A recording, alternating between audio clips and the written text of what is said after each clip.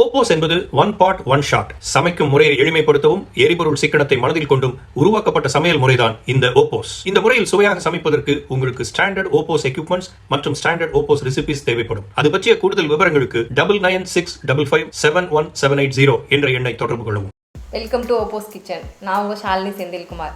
இன்னைக்கு என்னோட சேர்ந்து OPOS குக்பாட்டில் சமையல் பண்ண போகிறவங்க திருமதி ஸ்வப்னா மகேஷ். அவங்க இன்னைக்கு OPOS குக்பாட்டில் சேமியா ஜவ்வரிசி பாயாசம் ட்ரை பண்ணுறாங்க. எப்படி ட்ரை பண்ணுறாங்க, அவங்களோட எக்ஸ்பீரியன்ஸ் பற்றி நம்ம இப்போ தெரிஞ்சுக்கலாம். வாங்க. வணக்கம். வணக்கம். உங்களை பற்றி சொல்லுங்கள். என் பேர் ஸ்வப்னா மகேஷ். நான் சென்னையில் தான் பிறந்து வளர்ந்தேன். ஹஸ்பண்ட் தான் திருவாரூரில் இருந்தாங்க. ஓகே. பசங்க? 2 ஆம்பளை பசங்க இருக்காங்க. ஓகே. என்ன படிக்கிறாங்க? பெரியவன் 6th படிக்கிறான், சின்னவன் 2nd படிக்கிறான். அப்போ உங்களுக்கு வீட்டில் டைம் கரெக்டாக இருக்கும்ல? ஆமாம். இப்போது சமையல்லாம் அப்புறம் எப்படி நல்லா பண்ணுவீங்களா? இல்லை, நார்மலாக பண்ணுவேன். வெஜிடேரியன் தான் நாங்கள், நார்மலாக பண்ணுவேன். ஓகே. OPOS குக்பாட் பற்றி நீங்கள் கேள்விப்பட்டிருக்கீங்களா? கேள்விப்பட்டிருக்கேன். எக்ஸ்பீரியன்ஸ் பண்ணது இருக்கா? இல்லை. இப்போ பண்ணி பார்த்துடலாங்களா? இன்றைக்கி நம்ம ஸ்வீட்டோட ஆரம்பிக்கலாம். ஓகேங்களா? உங்கள் வீட்டில் பாயாசம் பண்ணுறதெல்லாம் உண்டா? பண்ணுவோம். என்ன பாயாசம் நீங்கள் நல்லா பண்ணுறீங்க? சேமியா பாயசம், பருப்பு பாயசம் பண்ணுவேன். ஓகே. எப்படி பண்ணுறீங்க சொல்லுங்கள். நார்மலாக சேமியாவை நெய்யில் வறுத்து எடுத்துருப்பேன். கொஞ்சம் தண்ணியில் நல்லா வேக வச்சுட்டு பால் காய்ச்சி வச்சுருப்பேன். அண்ட் எல்லாத்தையும் மிக்ஸ் பண்ணிவிட்டு இறக்கும் சர்க்கரை போட்டு கொஞ்சம் கொதிக்க வைப்பேன். அண்ட் ஃபைனலாக நெய்யில் நட்ஸ் இதெல்லாத்தையும் வறுத்துட்டு போட்டுருவாங்க. ஏலக்காய் தூள் நெய்யில் வறுத்து போட்டுருவோம். ஓகே. அதே மாதிரி நம்ம பண்ண போகிறோம். நம்ம ஜவ்வரிசி சேர்த்து பண்ண போகிறோம் கூட. ஓகேங்களா? எப்படி பண்ணலான்னு பார்க்கலாங்களா? ஓப்பன் பண்ணுங்க. இப்போ ஃபஸ்ட்டு பால். பால் 2.5 கப் இருக்குது.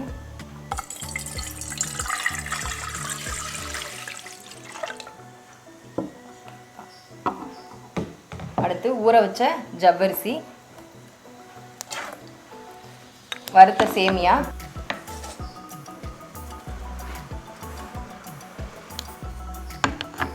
சுகர், ஏலக்காய் தூள், குங்குமப்பூ, இப்போ நெய் ஃபுல்லாக போட்டு நம்ம தனியாக வறுத்து அதெல்லாம் நம்ம நெய் போடுவோம்ல, அதுக்கு பதிலாக நம்ம இப்போயே ஃபஸ்ட்டே போட்டு வச்சுருவோம். நீங்கள் சேமியாவுக்கு தனியாக வேக வச்சு அப்புறம் மிக்ஸ் பண்ணுவீங்க. இதை நம்ம போட்டு மொத்தமாக மிக்ஸ் பண்ணி வைக்கிறோம். உங்களுக்கு டைம் ரொம்ப சேவ் ஆகுது இல்லைங்களா? இப்போ உள்ளத்துக்கு வச்சிடலாம்.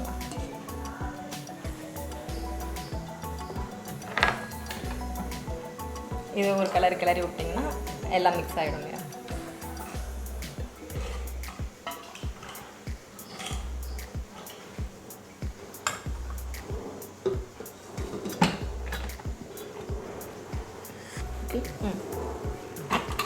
ஓகேங்களா? இப்போ மெனு ஆன் ப்ளஸ் சிம்பிள் இதில் போயிட்டு பாயசத்துக்குனே தனி மோடு ஒன்று இருக்குது. ஓகே. ஆமாட்டுங்க. வெஜ் இது இன்னும் போகணும், பின்னாடி போகணும்.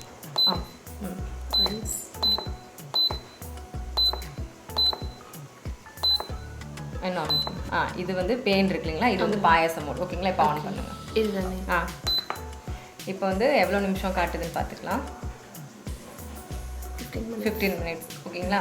நம்ம தனியாக பாலை கொதிக்க வச்சு அதுக்கப்புறம் ஜவ்வரிசியை வேக வச்சு அதெல்லாம் நம்ம பண்ணுறதுக்கு பதிலாக மொத்தமாக எல்லாமே ஒரே இதில் முடிஞ்சிடும்.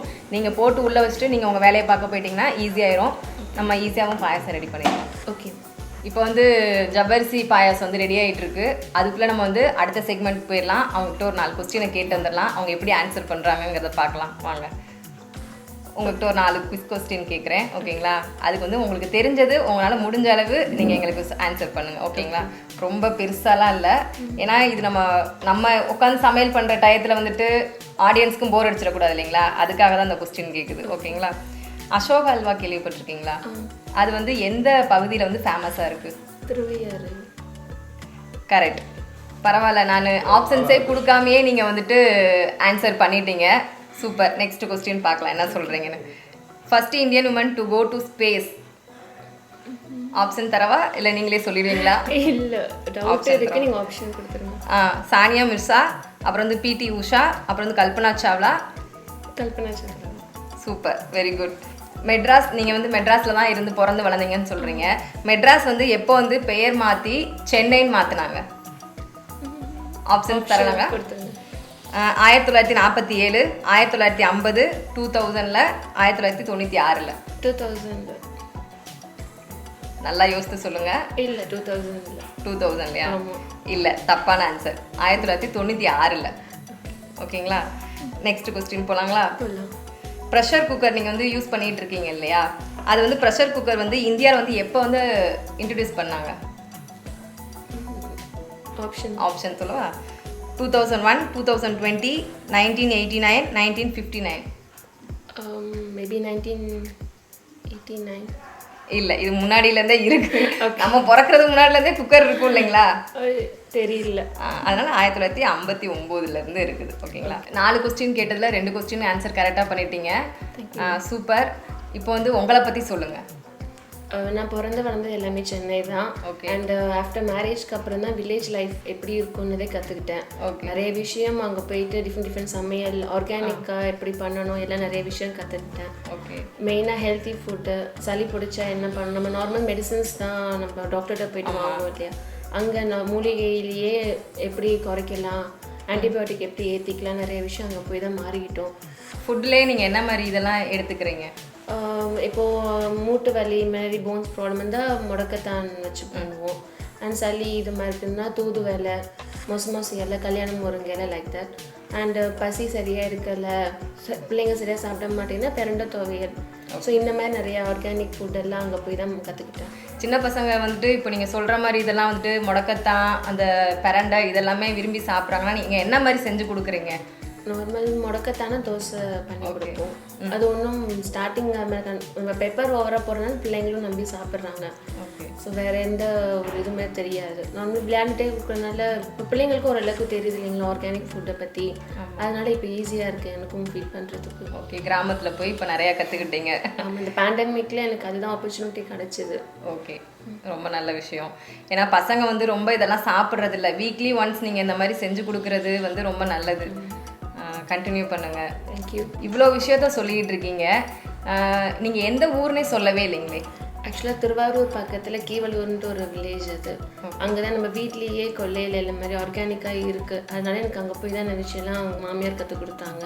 பரவாயில்ல, நல்லா செஞ்சு பழகிட்டீங்க இந்த லீவில். Okay, very good. இப்போ பாயாசமும் ரெடி ஆயிடுச்சு.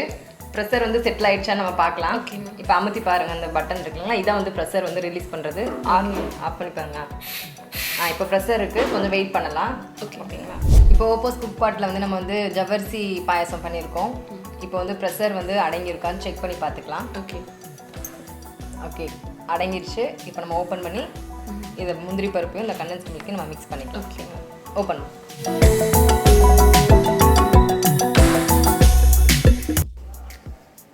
இப்போ இதில் வந்து நம்ம வந்து வறுத்து வச்சுருக்கோம் முந்திரி பருப்பு, பாதாம்லாம். அது கண்டென்ஸ்ட் மில்க்கு,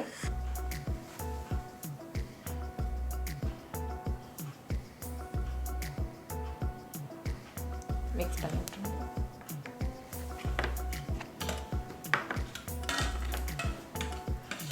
சூடாக இருக்குன்னா அந்த துணி கூட வச்சுக்கலாம்.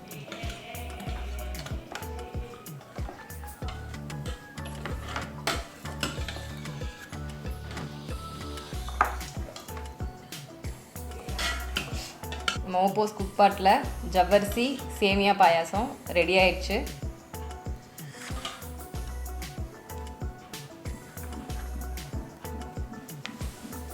டேஸ்ட் பார்த்து சொல்லுங்கள்.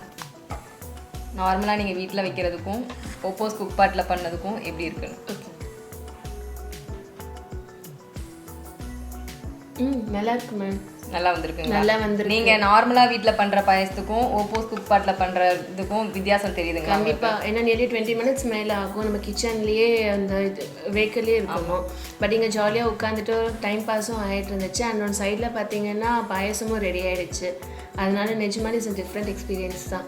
Okay, super. இன்னைக்கு ஓப்போஸ் குக் பாட்டில் வந்துட்டு ஜவ்வரிசி சேமியா பால் பாயசம் பண்ணோம். பால் பாயசம் மட்டும் ஸ்வீட்டாக இல்லை, ஸ்வப்னாவும் ரொம்ப ஸ்வீட்டாக நம்மகிட்ட வந்து நம்ம கேட்குற கொஸ்டினுக்கு ஆன்சர் பண்ணுறதா இருக்கட்டும் எல்லாமே நல்லா பண்ணாங்க.